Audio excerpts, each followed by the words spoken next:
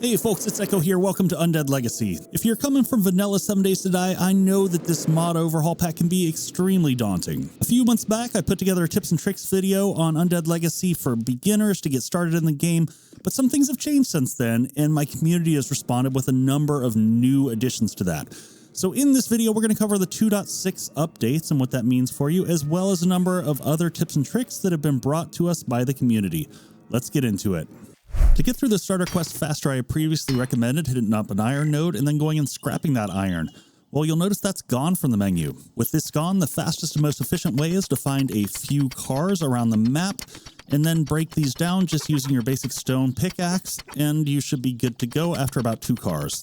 Spears have been updated to have the throw removed and instead replaced by a power attack. This makes a lot of weapons like the pitchfork and others very viable in early game. Additionally, you'll see this come up in Alpha 21 as they're doing the exact same thing there. Subquake was just a little bit ahead. Broadcast storage is a phenomenal feature in Undead Legacy, and in 2.5 you enabled it by clicking on this little button up here. Now this has changed, and I've had a lot of confusion from people saying, why isn't my broadcast storage working? In 2.6, instead of accessing it from the container menu, you're going to hold down E to access the radio, and then you'll hit this start or stop broadcasting to enable or disable it. Free base lighting got a little bit more complicated in 2.6. You can see here that lanterns that you would pick up from a POI and put down now require small batteries. Same thing with your wall torches. These now are going to require resin. So these are a little bit tricky on how they work, but as long as you've got them in your inventory, you can come in here and start to load them up. You just keep pressing E until it's fully loaded. It might take it a second, and now once it's fully loaded, 5 of 5, you can toggle it on and off. But here's the tricky part. You can't do that until it's fully loaded. So if I stop here, the only option is to keep pressing E. But once we hit 10, you'll see that it has a toggle on and off option. Now, one other thing to note is you can pick these back up and you'll get the resources back other than the 10th or the last item there. So once I pick this up, I will get the +1 torch and +9 resin. Same thing here when I pick up the lantern. I'm going to get the lantern and I will get +4 batteries back into my inventory. So one of the great features of Undead Legacy is the recycling station, and in Undead Legacy 2.5 you're able to come right in here and use it, but you'll notice that there's an indicator down here that says no power. You'll also notice that Subquake has increased the size of the input and the output section of this. Additionally, you'll see that all the items that are recyclable have little signs next to them when you're in the inventory to make things a little easier. So the first big difference here is that, yeah, you got to power it up. So you're going to need a generator, and that generator going to need to produce at least 120 watts. That's important. So now we come in here and then turn the generator on, and you'll notice this has got the yellow indicator saying that it's powered up. And now we can start tossing stuff in here. So one other addition to this that he changed, if we go grab one of my favorite things from Undead Legacy 2.5, which is grabbing TVs so that you can sacrifice them for data. And we go and we toss that TV, oh, not on the floor, we toss it into the input section and turn this sucker on, let it process. You're not going to get data anymore. Instead, you're going to get a bunch of parts and components, which are all still fantastic, but is not going to net you data anymore. Undead Legacy has an amazing and robust vehicle system. It's shifted from 2.5, where you used to have a different type of repair kit for each vehicle that you found out in the world and you wanted to repair. Instead, now there's a progression system where you have to learn different schematics. So these will go in order from bicycle to mini bike, to motorbike, to car, to van, to truck, and then finally to gyrocopter. And you'll see that you'll have to learn each of these. You're going to need a higher and higher level of data. Additionally, you'll need other parts and pieces and whatnot. So if I come in here and I want to create that mini bike schematic, for example, you see that we're going to need data. We're going to need some paper, engine, some of the other associated things that you would need. So typically for learning these, you're going to need the engine associated with them and then an assortment of parts and pieces. So we'll kind of step through the progression here briefly. So if we look and we find a bicycle out in the wild, and it'll say if it's repairable first off. So if it does, we'll have to learn bicycle maintenance first, because otherwise if we go up and we hold down E, you've got to have a wrench in your hand and you've got to have bicycle maintenance learned. So we'll do that real quick. We'll go in here and we'll learn bicycle maintenance. And once we've done that, now we can come in here and click repair. Take the allotted time, and this is going to give us a usable vehicle to hop up and, go around the world. So once that's done, hop on and, we can get our naked bicycle riding going on. Clearly, I didn't bother getting this character any actual clothing. So then likewise, once you get that, you'll notice that these will say, if you look at them, must know bicycle maintenance. So what I don't know, can we skip and still learn and have it not functional? Let's find out. So if we go ahead and use this, it says I cannot use this at times. So you actually do have to learn these one at a time. So one of the other things that I will call out, the bicycle, the mini bike, and the gyrocopter, and the wanderer in the motorcycle category, you can make at the mechanic station. Now, if you want to find something like this, like the Renegade, if you want to find any of the vehicles, these you must find and repair out in the wild. This one's not a repairable one. You'll notice if you scroll over and it doesn't have that icon, you can't do anything about it. So if we find this one, it's going to say repairable there. So again, any of the various cars that you find out, or ambulances and things like that, or vans or trucks, you're going to have to find and repair them. Now, the last item that we have out here is the gyrocopter. Again, this is one that's going to be craftable, so you'll have to actually build this at the mechanic station. And then lastly, you're going to have these two suckers, the Raven and the DH800. To the best of my knowledge, these are neither craftable nor repairable. So if you want to get your hands on one of these, save up your dukes and go visit the trader. So one of the great features in Undead Legacy 2.6 is you can take these chickens and craft them into a chicken coop. So you need a tier 2 carpenter's table, and you just come into it. You have some modest materials, and then you're going to need 3 chickens.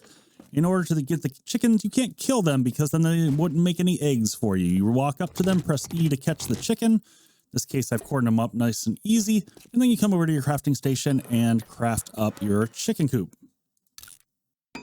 Once this is done crafting, you just grab it off the crafting table output, drop it into your toolbar, and then you can place it. Now, it is large. It's going to take up a 2x3 spot, so make sure you account for that when you're planning out your base layout. Additionally, you have to feed the chickens. They take seeds. So it's going to say any type of seed. So my recommendation is to use tree seeds because you're going to want to save those valuable plant seeds for other items. But if I just grab a stack of pine seeds, I can feed these guys up. Then once you do it, they'll make a bunch of noise. You'll see they're laying in X amount of time, and it's going to be a percentage. And then you just come back and pick up the eggs when you're done. So one of the other great additions with Undead Legacy 2.6 is the apiary. To make this, you go to a carpenter's table, tier 2, pull up the recipe. This one doesn't require a schematic. You're going to need some planks, some plant fiber, some nails, some scrap iron, and then this queen bee. That's the tricky part of this one. So in order to find a queen bee, you need to find a bunch of stumps. Go through the stumps and start taking them out. You'll find honeycomb, which you can use for making yourself honey, and eventually, after going through enough of these, you will find a queen bee. Once you have your queen bee, you can come back on over to the carpenter's table and craft it as normal. Once it's done crafting, you just grab it out of the output, and again, you're going to place it similar to the chicken coop. In this case, it's just a 1x1 slot, so it's very easy, and then you're going to have to feed it. If you go to press E, you're going to see it requires any flower. So this can be the goldenrod or the chrysanthemum or the common ones, and it'll also take the hops flower. So as long as that's in your inventory, you can load this up. And then once it's fully loaded up, you're going to see the bees start to fly around, and it's going to give you a time and a percentage similar to the chicken coop. And then once it's done, you'll be able to collect honey. So one of the challenges in Undead Legacy is managing all the stuff that you've got to carry. In 2.6, we've got a couple things to help us out with that. We have the introduction of the Enforcer Vest and the Enforcer Belt.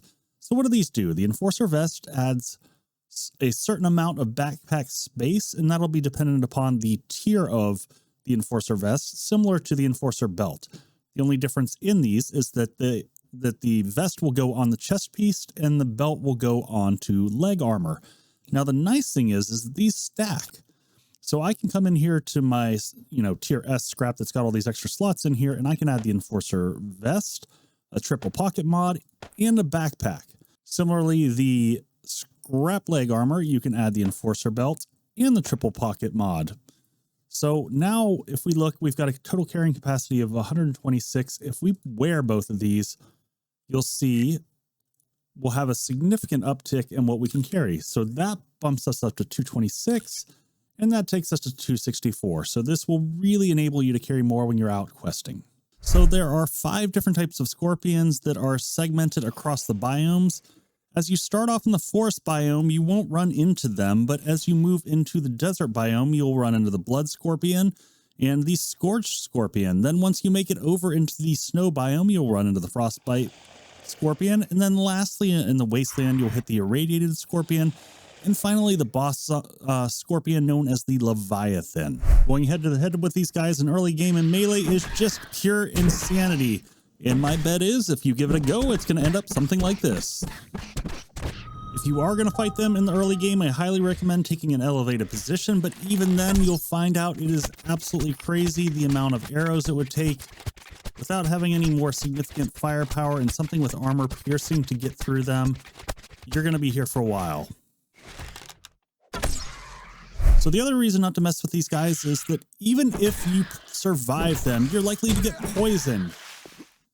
And what does poison mean? So we've managed to get away from this guy, but if we go and look at our status effect here, we got 2.6% poison. So you are poisoned. Melee damage is reduced, stun resistance reduced, mobility decreased, mild dehydration. Additionally, you are at 100% lethal if uncured, and this will continue to grow over time.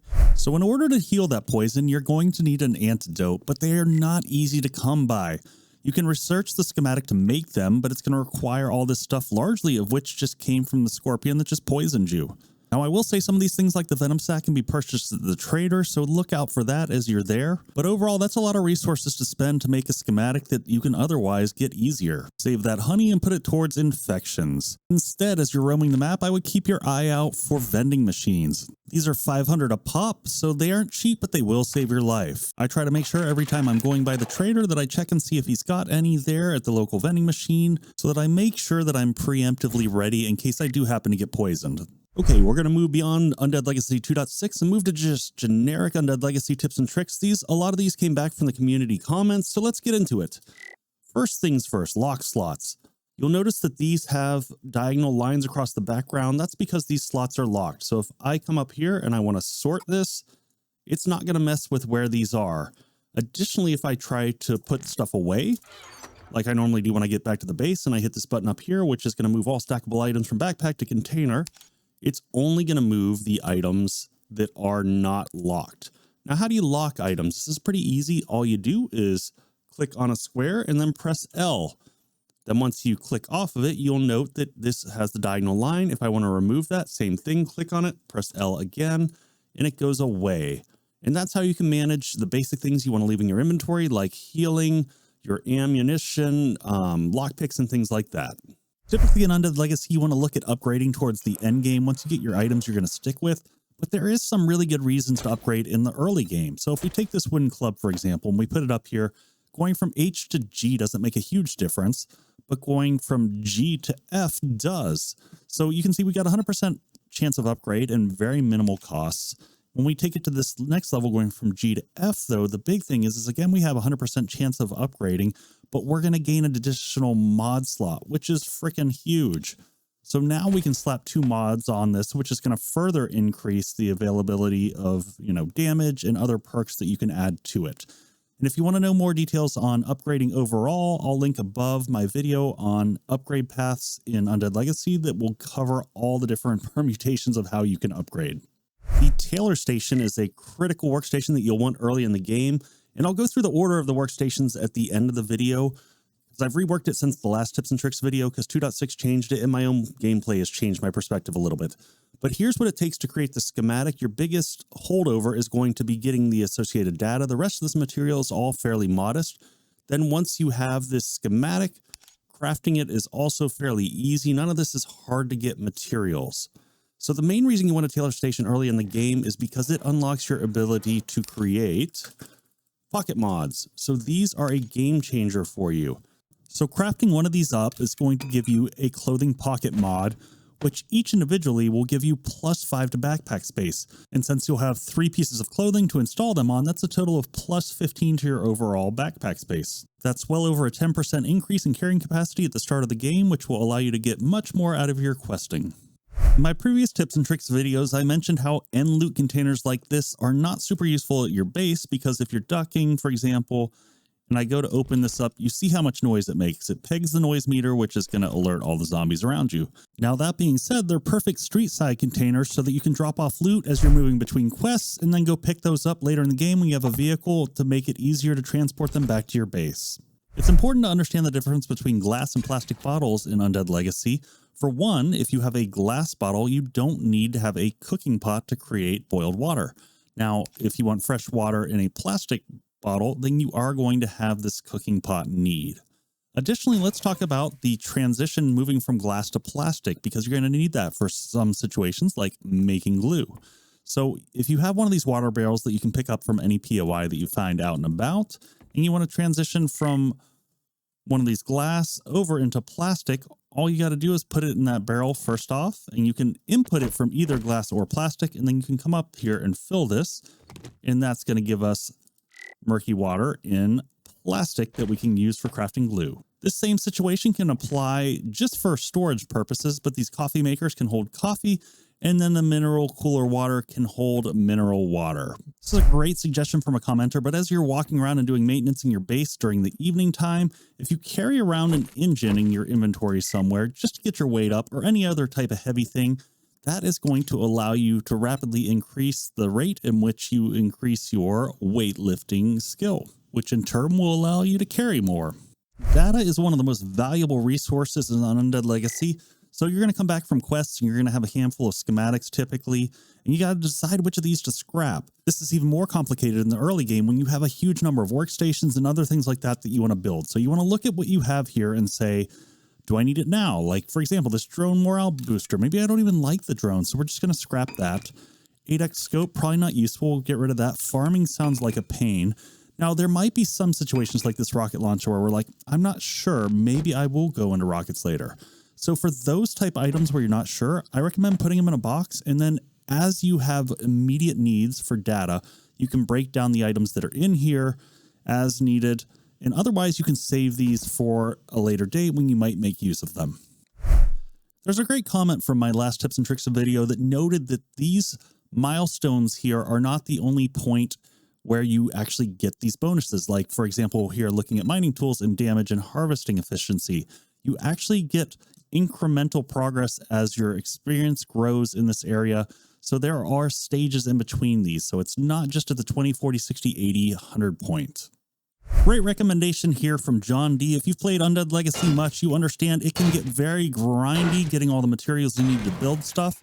In order to help out with this, I highly recommend looking at perking into Miner 69er for increased damage to materials, and then mother loads just so you can get a little bit more.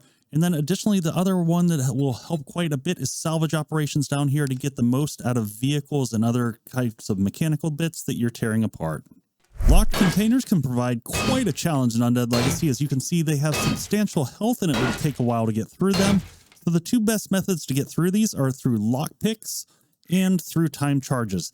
Now, the one challenge with lockpicks is you almost have to perk into this to have this be more effective. So one of the things that really helps out is to make sure that you always have jailbreakers. You can normally buy these in the vending machines, but these are going to increase your lockpicking by 75, which will allow you to pick things that you otherwise wouldn't. Additionally, it's going to increase the durability. So in this case, we'll give this a go and be able to, lockpick it. Now, if you don't happen to have those, the other thing to look out for is time charges. Now, unlike vanilla, single time charge is going to do the job for you. So we slap this sucker on here, back away, let it blow up. And we've got access to the chest.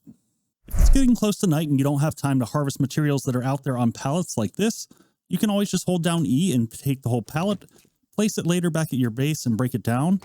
Additionally, this can be used in situations where it's after nighttime and you just don't want to make the noise from harvesting it. Note, you cannot do this with these blue tarp items. These will have to actually be dug up to take away.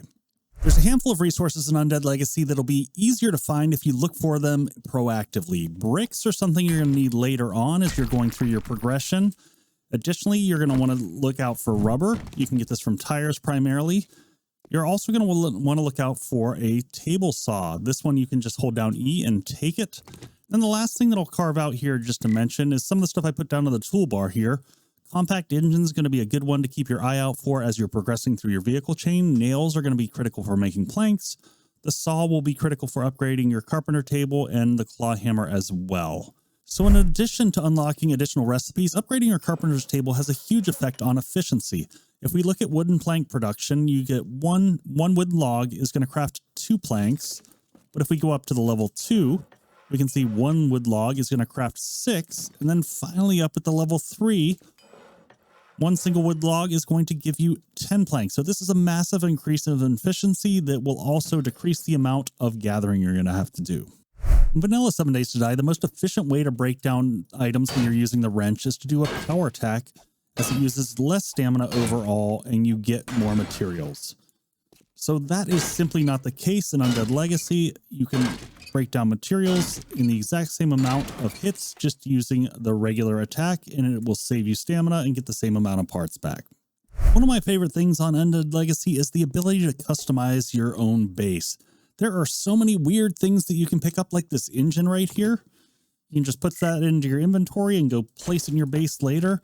Also, if you see any wall posters that you like, this is a great thing. You can snag that and just have that up on your wall, your safety work protection.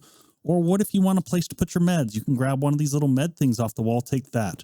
So keep your eyes out as you're looking around various POIs of all the various things that you can take to make your base look super sexy. Because of the resources required to build an Undead Legacy, building something like this off the go is just a non-starter. You can build some incredible and beautiful things in Undead Legacy, but rather than starting off with something insane like this, and I'll put a link above once I put a video together on this horde base. This is a drop base that I created. We're going to pivot to something more like this. Any stone-walled building that has easy access to the roof is ideal. This is what my community chose to use on the Undead Legacy server that I run. They ran to the back of the house here. They knocked out this bottom rung, and then that gave them easy access to the roof, but no access for the zombies. And so we were able to build out quite a complex layout here over time. Additionally, if you wanted to add a horde-based perspective onto this, it's very easy to just create a corridor up and across in a defensive position where you can fight the zombies. One of the questions I got asked in the comments of my last tips and tricks was, hey, how do you go about upgrading once you have placed down a wood shape? It's a little bit different than vanilla. So similarly, though, you can use either the wooden hammer, the regular hammer here, or a nail gun. So with any of these equipped, you just go up and you need to have the right materials. So if you don't have the right materials, you'll get an indicator in the bottom right telling you. But in this case, you'll see it's 5 wood planks to take it to wood. After that, it's 5 large stones to take it up to stone. Then you're going to have 5 clay bricks to take it to clay or to brick. Then 5 more concrete mix to take it to concrete. Next, you're going to need 5 steel plating. That'll take it to steel. And then lastly, 5 titanium plates to take it to titanium. So you might be in for a surprise the first time when you go to wire something up in Undead Legacy 2.6 when you see it asks for scrap wire. So you're going to have some of this material in your inventory, and then you can connect things up just as you would normally. My previous tips and tricks video, I thought that you could only make rope at a carpenter station, and then I found out you actually have multiple recipes for a lot of different things that you can make in Undead Legacy. So if you see this little axe next to it, that means it can be crafted at the carpenter's table. But not only that, you're going to gain efficiency and time savings by doing that. So in the carpenter's table, crafting rope is going to cost you 12 fibers and 1 resin. Is going to take 2 seconds. If I do this in my backpack, you can see that's a massive increase in the amount of resources that you need, and the time is going to go up by ×9. So pretty significant shift. Some of the Undead Legacy comments I often hear are both for and against immersion. 1, people get frustrated that they can't see the toolbar, and 2, they get frustrated when they see the health bars of the zombies above. Well, both of these are adjustable options. If you just come over here into the options section, video, and then go up to the user interface, you can customize this. This is one of the magical things about Undead Legacy. You've got a lot of things that you can switch on and off. So food, water, all these can have multiple options. You can switch it to disabled, auto at 25, auto at 50, auto at 75, or always on. So that's for encumbrance, food bar, water bar. Additionally, all the hit points, block, HP numbers, your crosshairs. That is a constant frustration point on vanilla that I hear from people. And then here's your tool belt up here. Your auto hide tool belt can be either after 5 seconds, which is the default, or you can shift it to a longer period, or just have it show all the time. Same thing with XP and a number of the other options. So spend some time in this screen if you have challenges either way of whether you don't feel the immersion is enough and you'd like less things on the screen, or you'd like to see more data and have more of a detailed HUD for you to use while you're playing the game. So lastly, I'd like to talk about the order in which to build workstations. This is hyper complex, and my thought process has changed since 2.5. Insofar as the order, I'm going to go left to right across the top, then left to right across the bottom. Starting off on the top left, we have the carpenter's table. The recipe's a little bit different than what it shows here, but that's what you have to complete for the starter quest. After this, I recommend doing the research station because that's going to unlock your ability to research new schematics. After that, this is one of the changes that I made. I put the tailor station that was at the end before because I wasn't sure where I wanted it, but I moved it right up to number 3. And the reason of this is to get to those pocket mods earlier so you can carry more stuff, get more loot, and ideally upgrade the rest of this faster. The next on the list is the maintenance station, and this is critical for being able to keep your tools up in proper usable order. Once you have that going, the next thing you really need to get to is the furnace and the blacksmith's forge, but in order to get there, you need the artisan table. The artisan table is going to be how you craft the furnace as well as the blacksmith's forge. So it's a gating item that you have to go through. Next on the list, I have the mechanics table because movement around the map is one of the most critical things to aid in progression. Then the next 4 that we have after this are all based off of gating factors again. So the workbench has got to be created because that is how you're going to craft the disassembly station, the cement mixer, and the chem station. So you got to have that one first. And the order of those last 3 is just going to depend on your play style. Disassembly station, which is now the recycling station, will be if you want to break things apart. The cement mixer is if you want to get to concrete faster, and the chem station is going to be for fuel for your vehicles. Lastly, because the layout wouldn't allow for it, I did not include the ballistics table here, but I assumed that it would come after all of these because that's more of a late stage game item. Hopefully you've learned something on this video about Undead Legacy. If you have, consider dropping a like and subscribing. Also, if you're looking for any other Undead Legacy content, I've got a series called The Collector going on right now, and I put out another video on tips and tricks, as well as a video on how to upgrade. Additionally, I run an Undead Legacy community server, which will be resetting in a few weeks from now. So if you're looking for a community, some amazing folks, come join us. Otherwise, I'll see you on the next one. Take care. Eko's out.